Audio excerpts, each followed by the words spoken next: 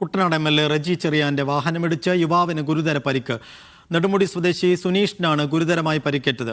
Alappuzha AC റോഡിൽ ചമ്പക്കുളത്ത് വെച്ചായിരുന്നു അപകടം. എതിർദിശയിൽ വന്ന ബൈക്കുമായി കാറ് കൂട്ടിയിടിക്കുകയായിരുന്നു. ഫൈസൽ അസീസ് വിശദാംശങ്ങളുമായി. ഫൈസൽ, എന്താണ് സംഭവിച്ചത്? യുവാവിന് ഗുരുതരമായി പരിക്കുണ്ടോ? MLA വാഹനത്തിനകത്തുണ്ടായിരുന്നോ? സൈഫുദ്ദീൻ, ഈ ചമ്പക്കുളം വള്ളംകളി നടക്കുകയായിരുന്നു. അതിനുശേഷം മങ്കൊമ്പിലേക്ക് മടങ്ങുന്നതിനിടെയായിരുന്നു അപകടം സംഭവിച്ചത്. കുട്ടനാട് MLA റജി ചെറിയാൻ സഞ്ചരിച്ചിരുന്ന വാഹനമാണ് അപകടത്തിൽപ്പെട്ടത്.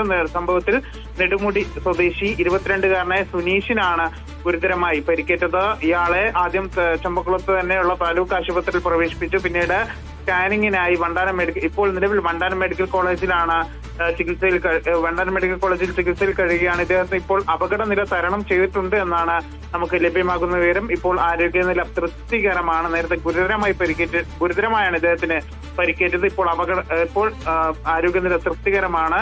അതായത് ഈ സംഭവത്തിൽ ഈ ഡിവൈഎഫ്ഐ ഉൾപ്പെടെയുള്ളവർ വലിയ രീതിയിലുള്ള ആരോപണവുമായി റജി ചെറിയാനെതിരെ ആരോപണവുമായി രംഗത്ത് വന്നിട്ടുണ്ട്. ജെയിംസ് സാമുവൽ ഉൾപ്പെടെയുള്ളവർ ഈ ഡിവൈഎഫ്ഐയുടെ ജില്ലാ പ്രസിഡന്റാണ്. അദ്ദേഹം ഈ ഫേസ്ബുക്കിൽ ഒരു കുറിപ്പ് പങ്കുവച്ചിട്ടുണ്ട്.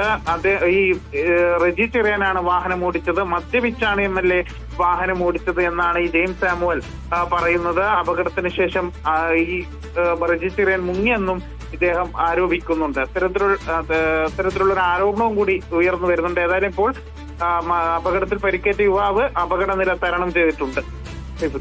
ശരി ഫൈസൽ.